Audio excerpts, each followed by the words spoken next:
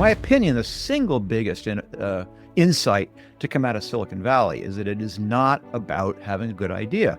It is not about overthinking it.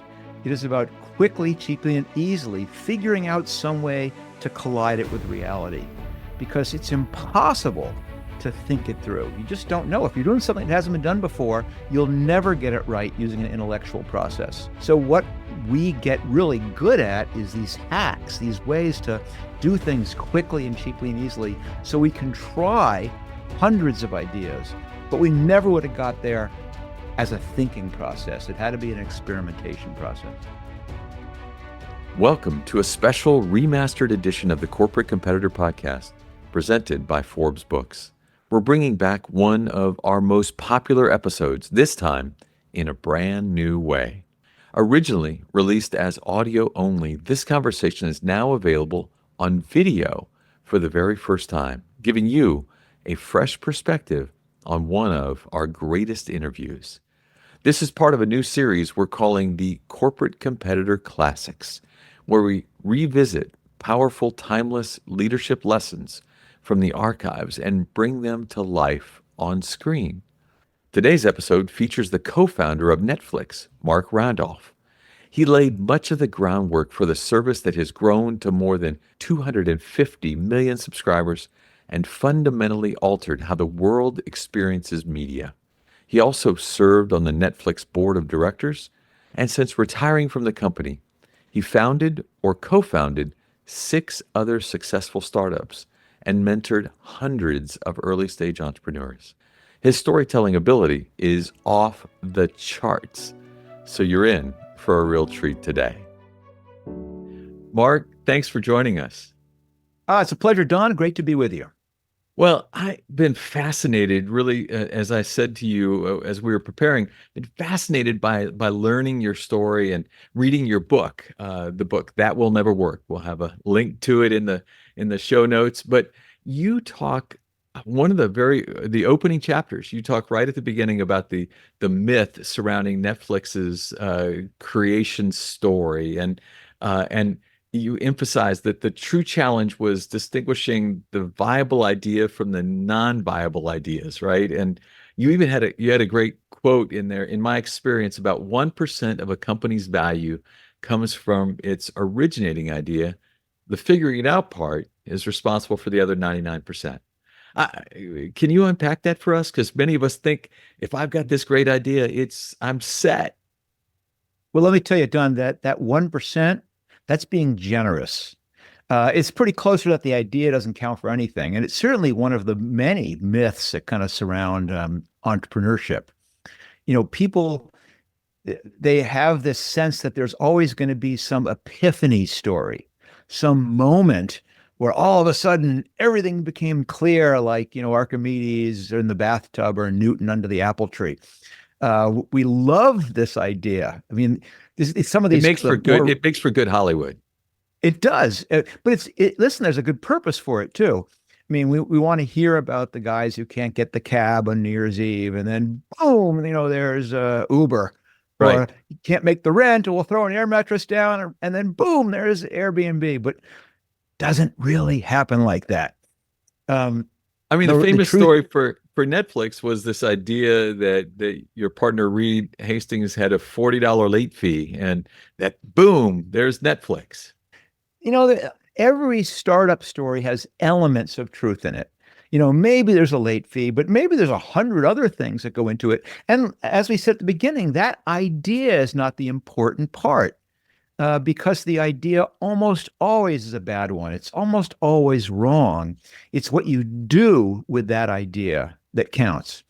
And listen, when we were getting ready to start Netflix, it isn't like Reed Hastings and I were both movie aficionados, driving back and forth to work, carpooling, debating who the best French cinematographers were. And we had little kids.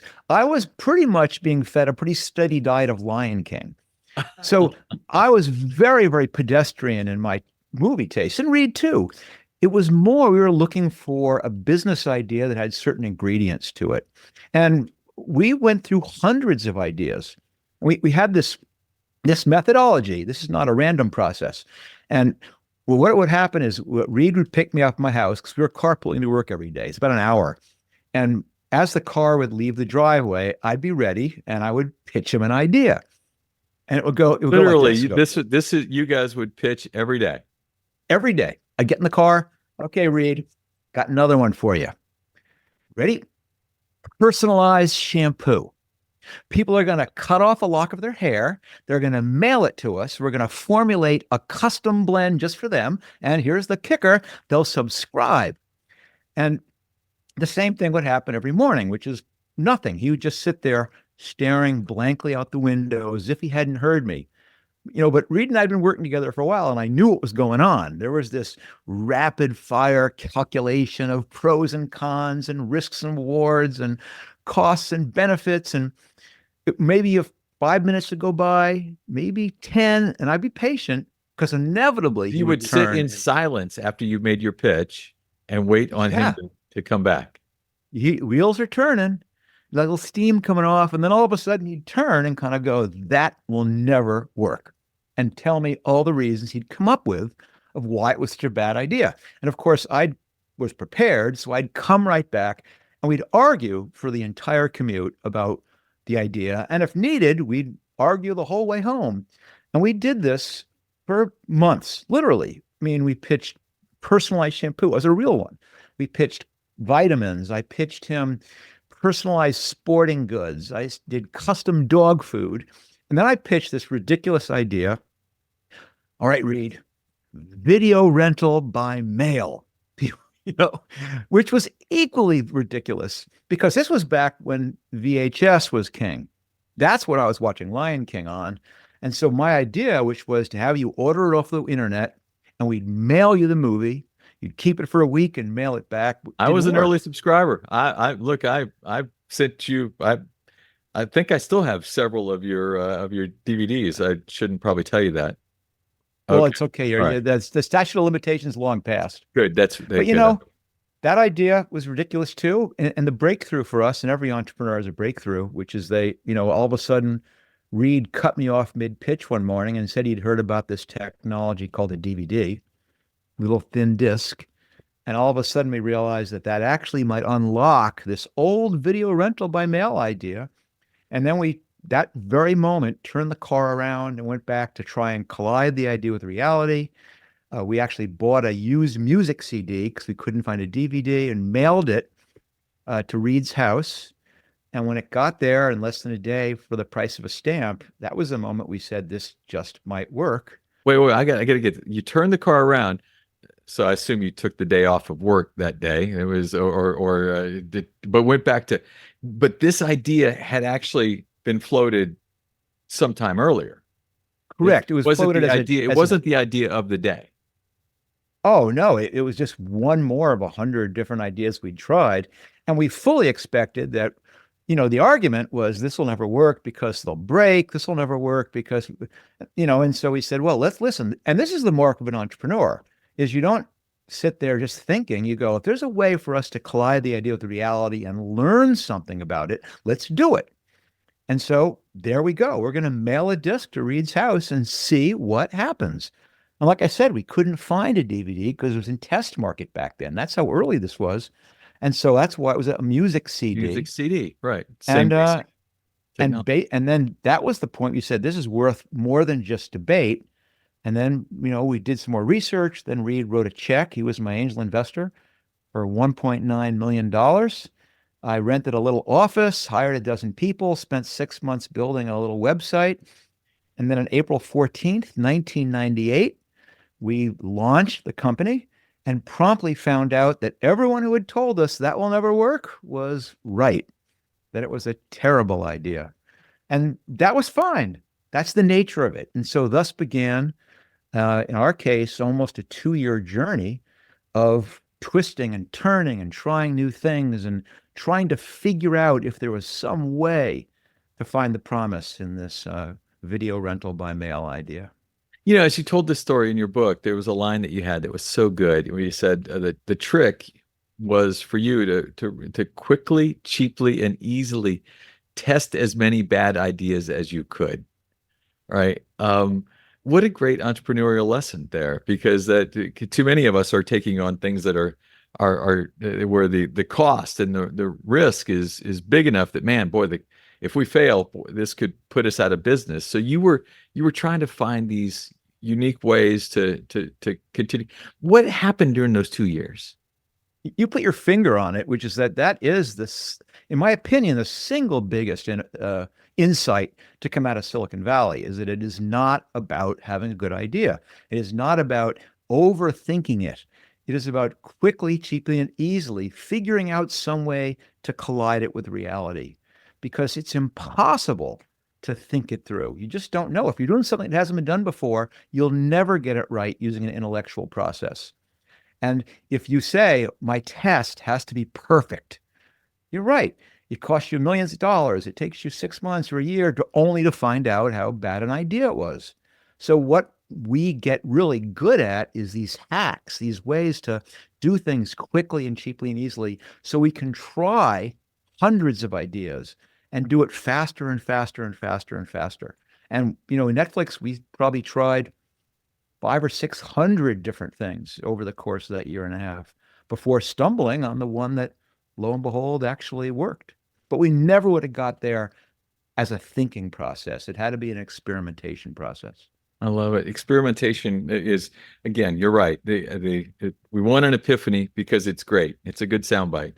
The truth is, the grind is where it really comes down.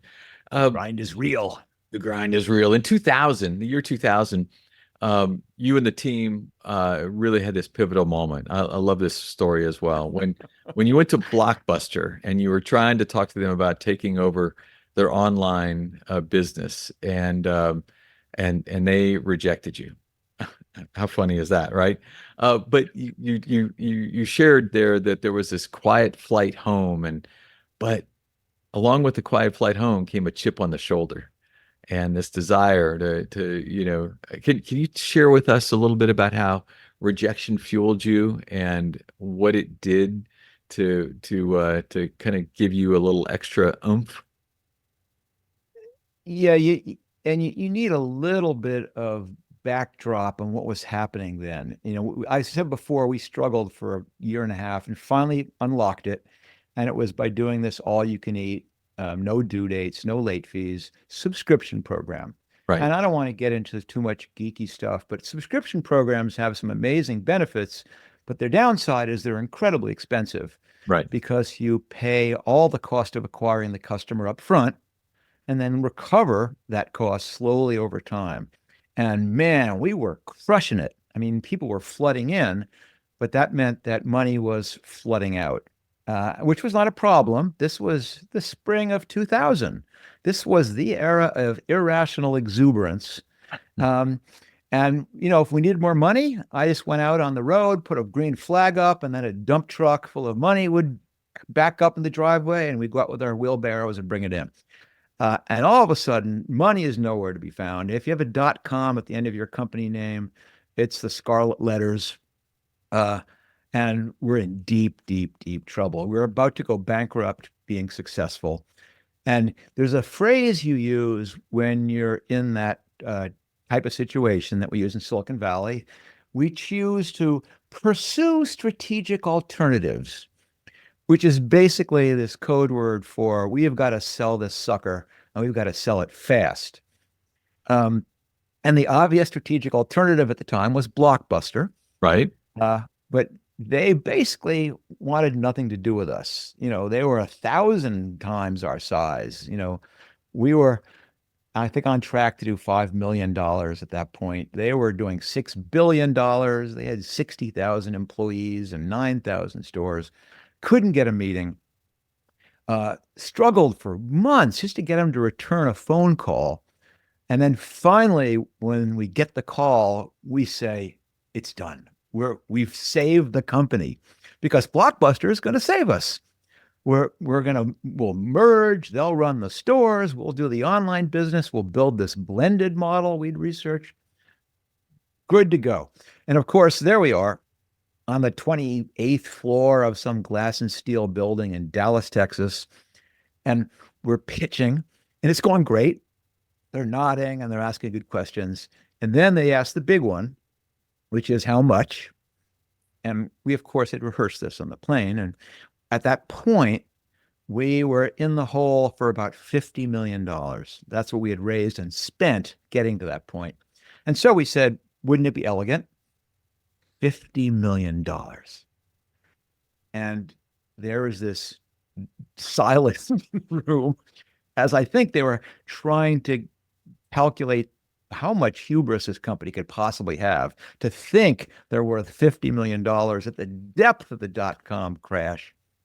And they were right, but needless to say, the meeting went downhill pretty quickly after that.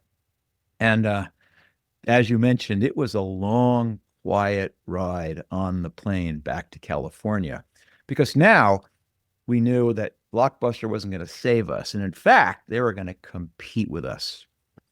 And we had spent months trying to find our own way out, and we knew there was no easy way out, that there was no end run or no one else to save us, that if we were going to do this, we had to do it ourselves. And more important, my dad used to say, Mark, sometimes the only way out is through. That we were going to have to not just compete with Blockbuster, we were going to have to beat them. That this concept of a chip on the shoulder, right? And the idea that sometimes you need that. In my career, working with many athletes, many coaches, others, everyone has a chip, right? The very best, Michael Jordan will tell you, he wasn't picked first. Tom Brady will remind you exactly how many quarterbacks were chosen ahead of him. Every one of them has a chip. How important did that galvanizing moment, that chip, that rejection, that in those really dark days when things were tough, how important was that in what allowed you to be successful? It's important, but there's a distinction here in that entrepreneurship is constant disappointment. I mean, nothing works. It is constantly a struggle. And it becomes this supreme challenge just to stay alive. And the Blockbuster one was just one more case of someone not believing in us. I called the book That Will Never Work, Right. not just because Reed said that to me in the car, but everyone said that to me. My wife said that will never work the first time she heard the idea. Every investor and so that is the chip on the shoulder. It is like, all right, I'm going to have to show them that I'm going to figure out a way to make this work. And you are right. I think every entrepreneur shares that feeling of everyone has told me this is a bad idea. Everyone has told me, what are you thinking? And then comes up helpfully with a dozen reasons about why you're so stupid. And you just have to walk away and go, I'll show them. Yeah. It's funny. One of the books I had the opportunity to write was with the founder of a minor league baseball team called the Savannah Bananas. You may be familiar with the Bananas. Jesse Of course. Cole, Jesse Yeah. Cole and I. Jesse's been a guest twice on the podcast, and we've had a really great time. But I love the creative mind. So that idea, that thought process, as I was reading and studying some of your work, the idea that you would show up and had these ideas almost every morning for Reed for this drive. Most of us are lucky to have one great idea, or one idea we'd be proud enough of to share with others. What is it that brings the creative juices to you, that allows you on such a regular basis to come up with ideas of just you see something, solve something? Where does that come from for you? I'd say fundamentally, it's learning how to see the world as an imperfect place. It's recognizing what the little intellectual trips are that you've got to grab onto. And I know today, for you, Don, probably something frustrated you.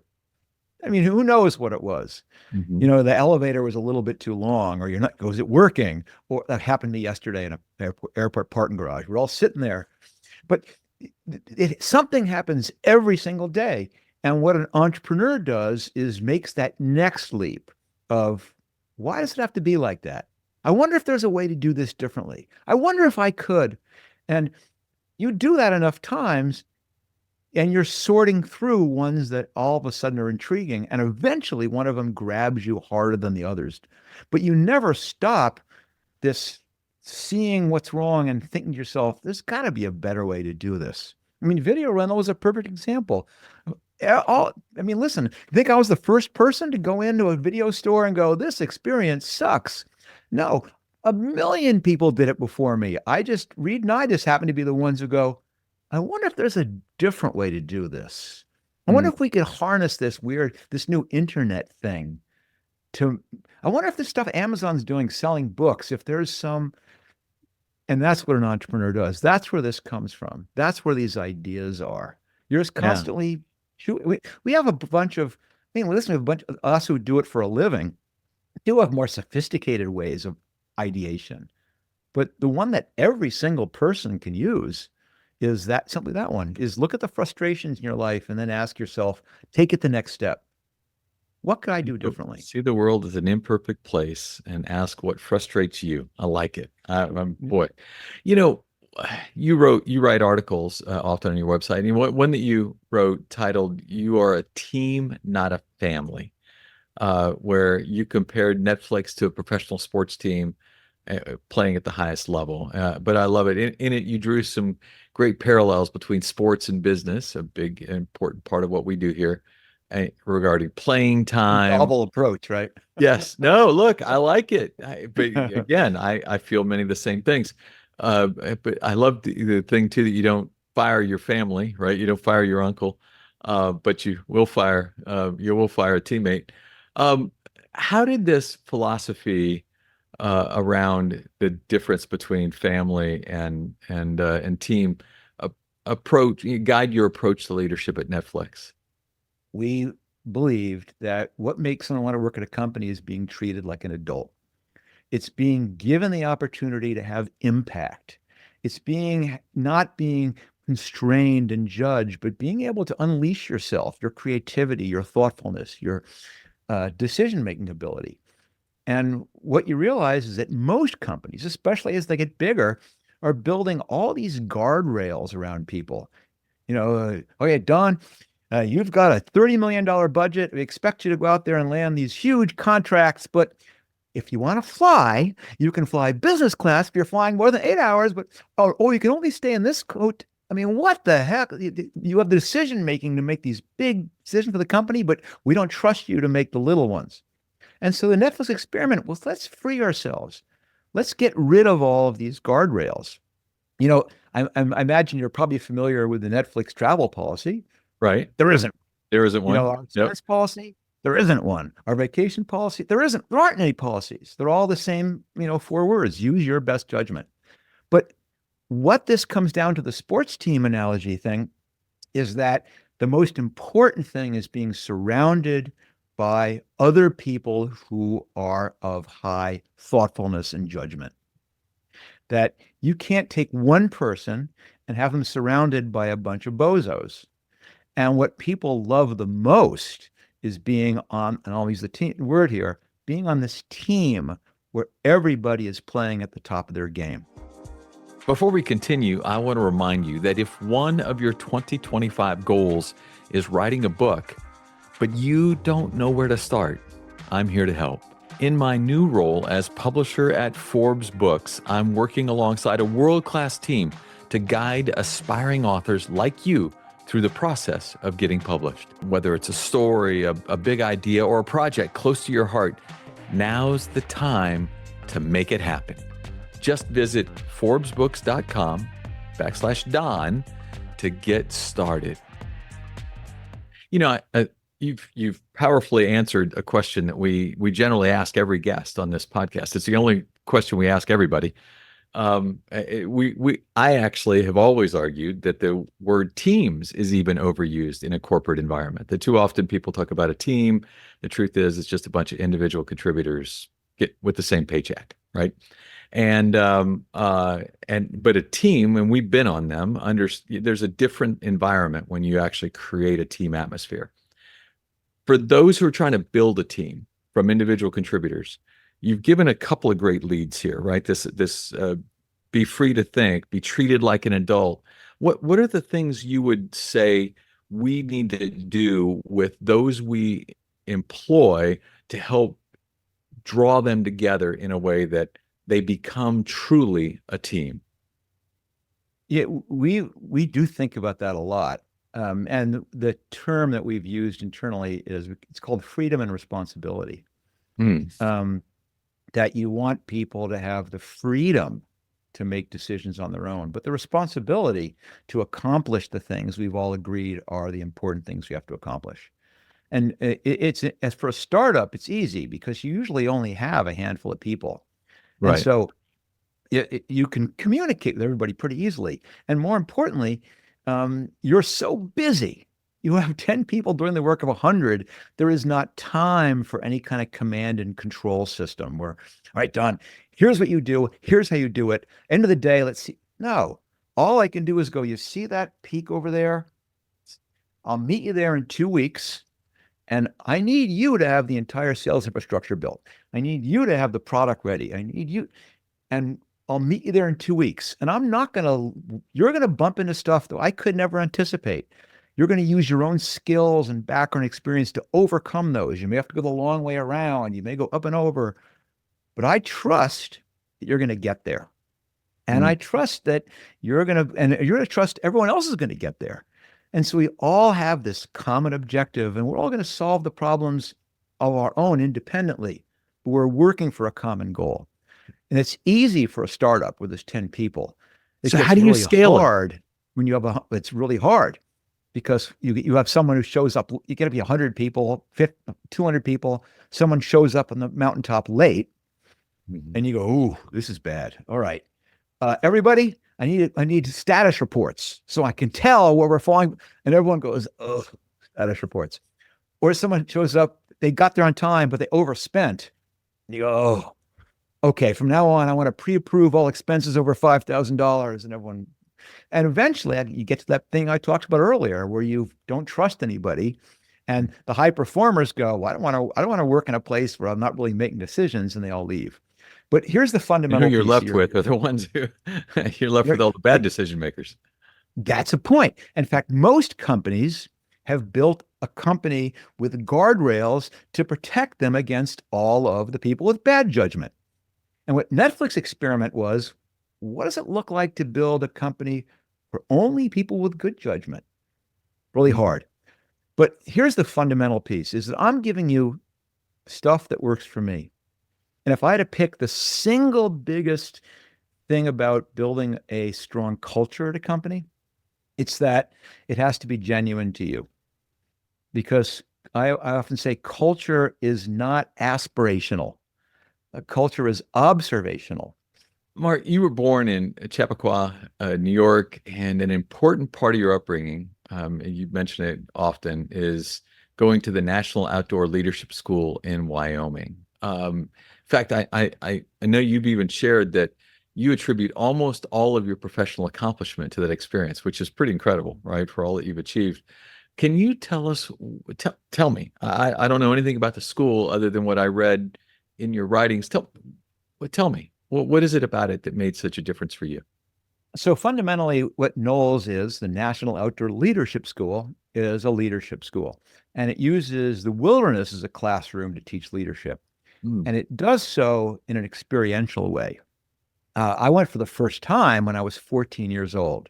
Mm. And you get off the bus, they outfit you, and then the next day they drop you off at a trailhead and off you go. But before you leave the trailhead, they'll break you into groups and they'll go, okay, there's 5 of you in your group. All right, Randolph, you're leader of the day. Let's go. And off you go. And of course, there are instructors, the course leaders, and one of them is embedded in each group, at least for these when they're starting out and they're 14 years old, but you begin to make decisions. You begin to practice real leadership. But here's where it's different is you're not doing this in an abstract case study way. You're not reading about Jack Welch and what he did. You're actually given the opportunity to do it. You are seeing the repercussions real time about what happens if you take a 5-minute break or you let everyone sit around, take their boots off and do an hour break and do one of those every 30 minutes. And all of a sudden you're still hiking at 9 o'clock at night. And then afterwards, they're helping you understand how your behavior impacted how the group behaved year after year after year with increasing levels of responsibility, eventually becoming an instructor at the school, eventually becoming a course leader at the school. And each time you're learning to make real decisions with real consequences and seeing the impact of your decision and your leadership style almost immediately. And most people never get that. Those that do usually don't see that until they're in their 30s. And I started doing this when I was 14. And that's why when What all of a prompted it? sudden, What prompted you to, again, I know a little of the story, but what prompted you to begin this relationship? I've always been an outdoorsy type of person. My father, he was born in Austria, lived up in the mountains. He was always kind of a mountaineer.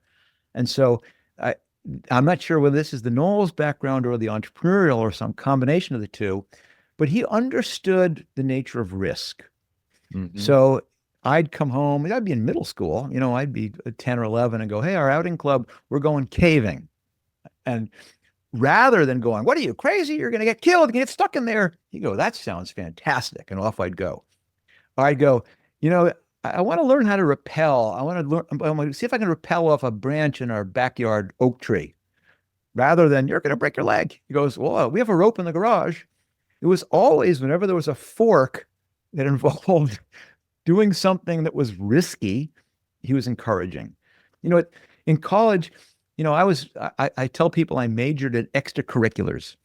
And unlike my peers, that did not mean chasing women and drinking. It meant that the more important thing to me was all the stuff I was doing outside of the classroom. I started and ran the outing club. I started a humor magazine. And the skills there, it's convincing people to work for you when you can't pay them. Well, boy, that sounds familiar. It's asking for There's money your startup. from the student organization when you're going into pitch to get $500. Well, that sounds familiar.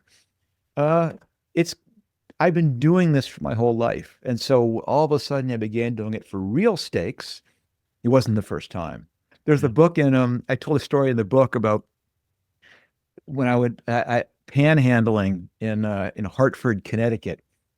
Um, it was just a longer story, but basically I was stuck there for a couple of days with no food, no money. And so I decided the easy way to do it was to panhandle because I figured how hard could it be? And the answer is it is brutally Hard. hard to your ego to walk up to someone and put your hand out and go, can you spare some change? But I gotta say, you stuck with it and I figured it out. And that once you've asked for 25 cents on the streets of Hartford, Connecticut, asking for $250,000 in a VC office is a piece of cake.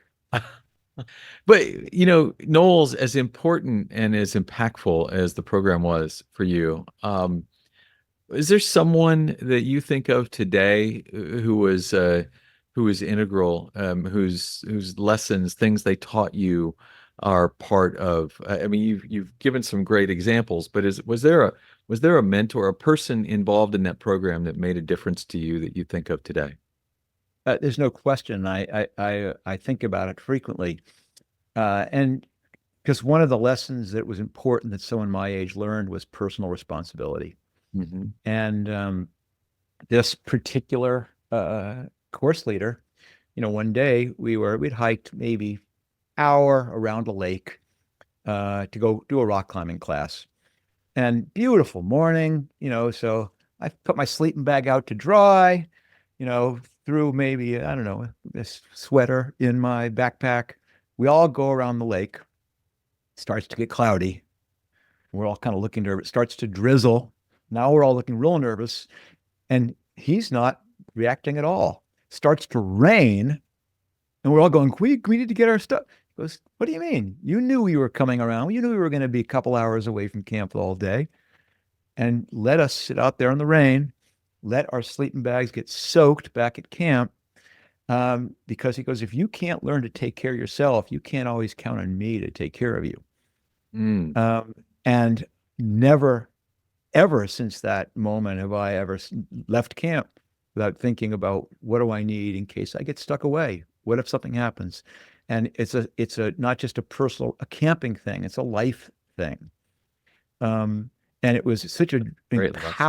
powerful lesson. You go, I do a lot of winter camping and Oh, man, go that's to brilliant. bed, beautiful stars out, and you wake up in the morning and it snowed 2 feet overnight. And if you left something out, it is gone forever. When you're winter camping, you cannot get by without everything you bring with you.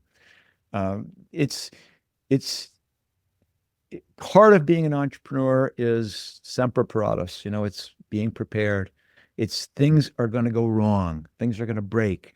And if you haven't thought in advance about what could go wrong, it's going to catch you unaware. Healthy paranoia. Healthy paranoia. There you go. One thing that it stood out as I was, again studying, is that in 2003, there's a pitch moment with Sony that doesn't go so well for you, and it led to some really interesting kind of self-reflection, learning for yourself, and completely changed things for you.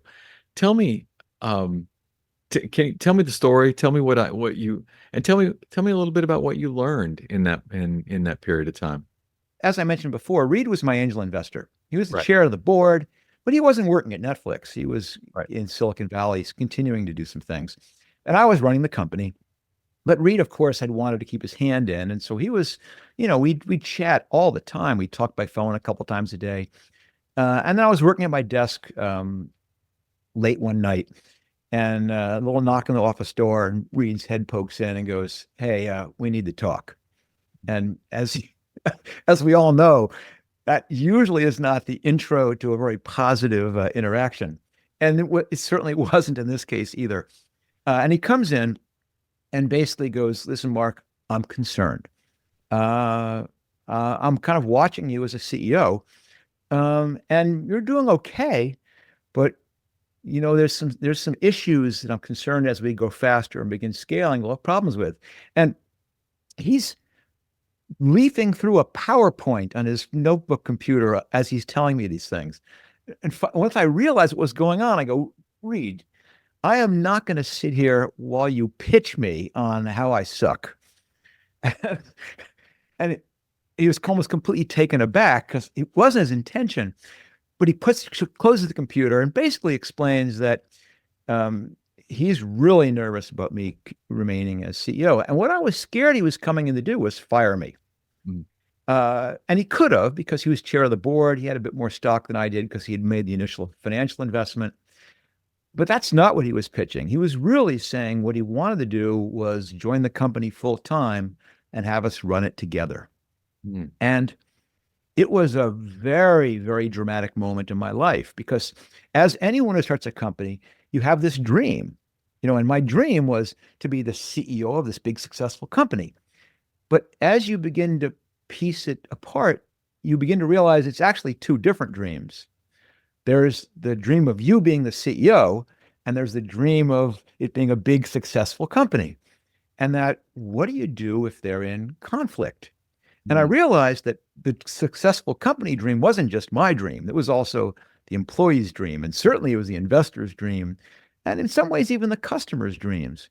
And that if I really held that to be the important dream, that I owed it to do everything I could. And it was difficult to argue with the fact that having Reed running it with me would lead to a much better outcome. And more Mm. importantly, Reed was, arguably, well, actually not arguably, now demonstratively a better CEO than I was. He'd already taken one company public.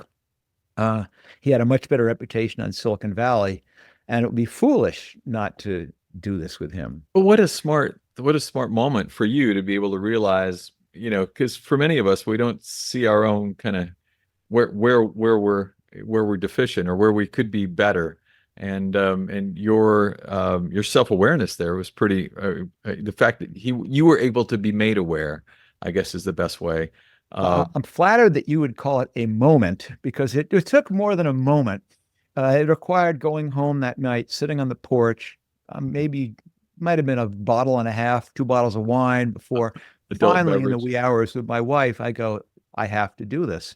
And then it takes a bit more time to kind of get you to balance the ego to say, no, fundamentally, this is a way, way better. And if I, all sincerity, Don, if I look back about the smartest decisions I ever made, and I made thousands of them. This has got to be one of the top smartest decisions I ever made because Difficult, that but moment, smart. yep, yeah, absolutely. This moment marked the beginning of the Renaissance.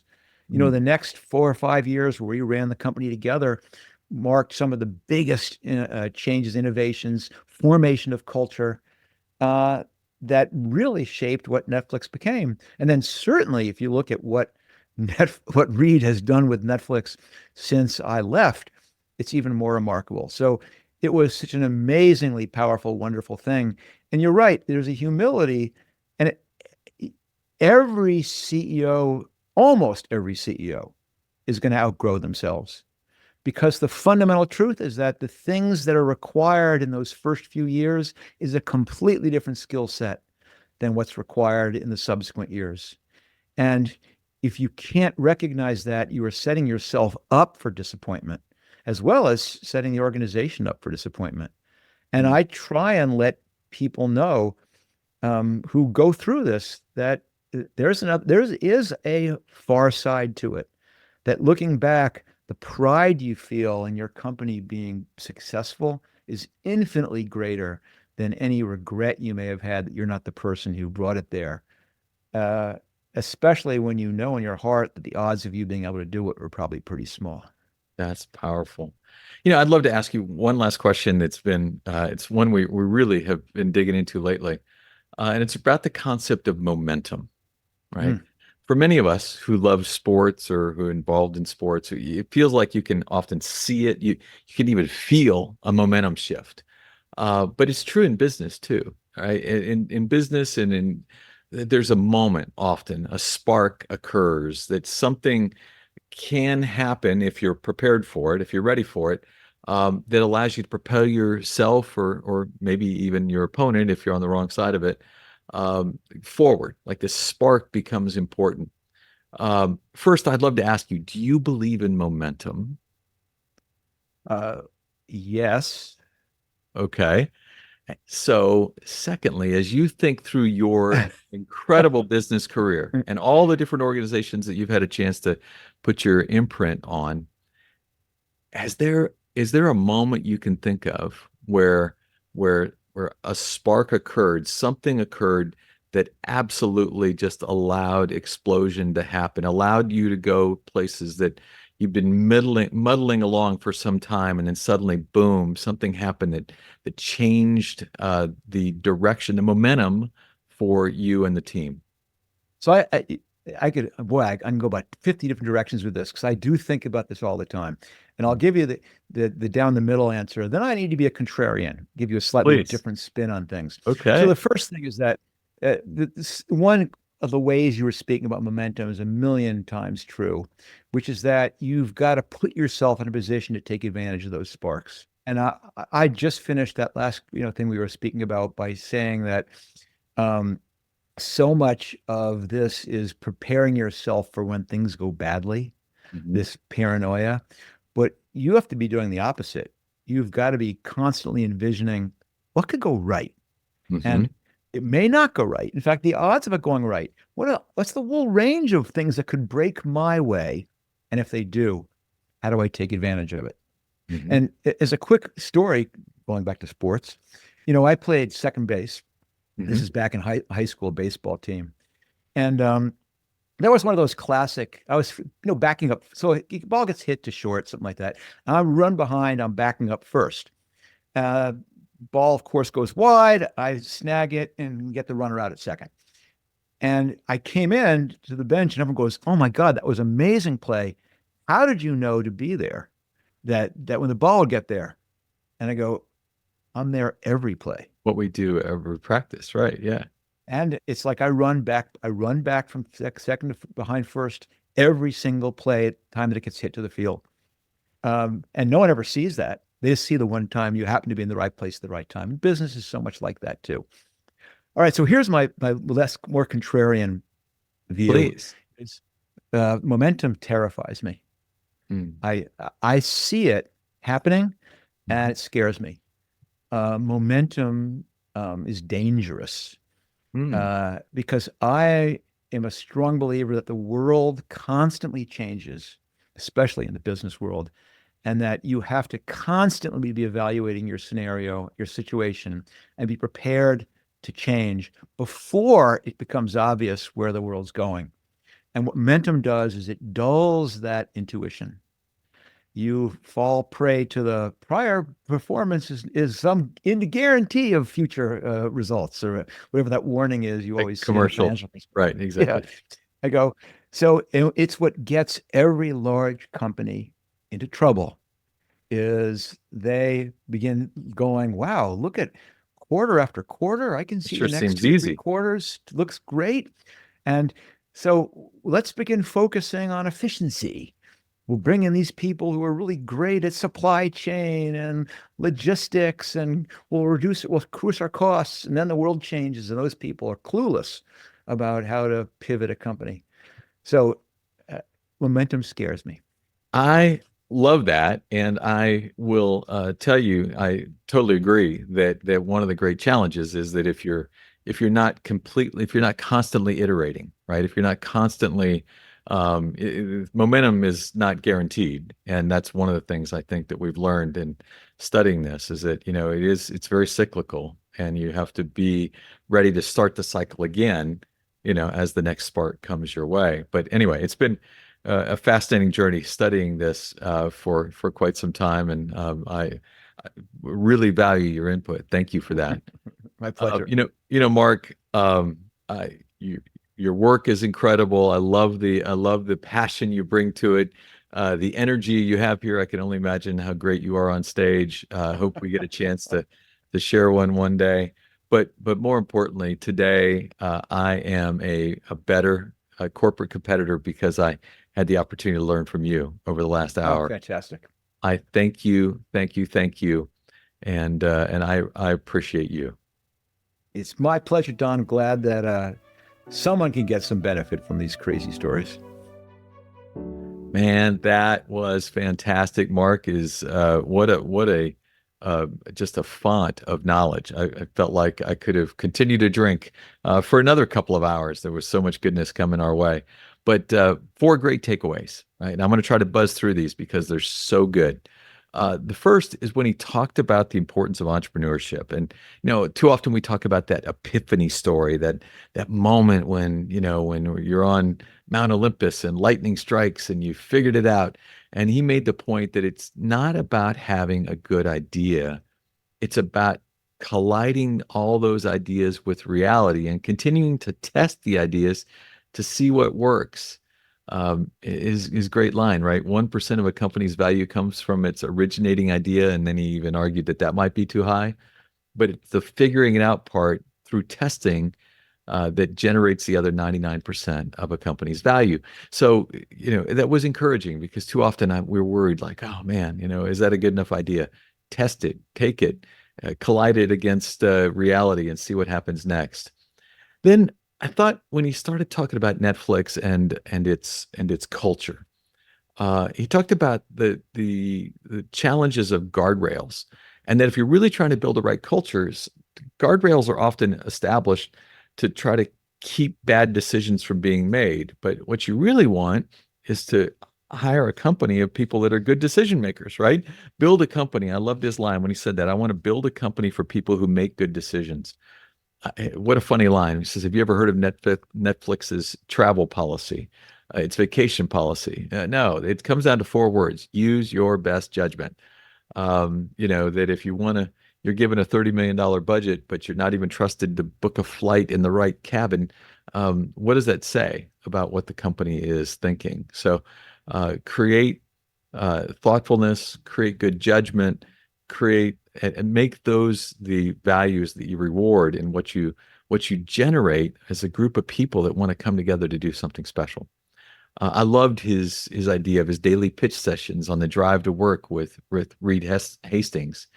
The idea that they were constantly together flexing their idea muscles, right? You'll remember Savannah Bananas owner Jesse Cole in episode 144 talked about the fact that most of us don't use that idea muscle. We grow to a place in our adult life where we stop using it because it's been beaten out of us, if you will, and then we let that muscle atrophy. The great ones like Mark, like Jesse, they're building that muscle. They're doing something powerful with it.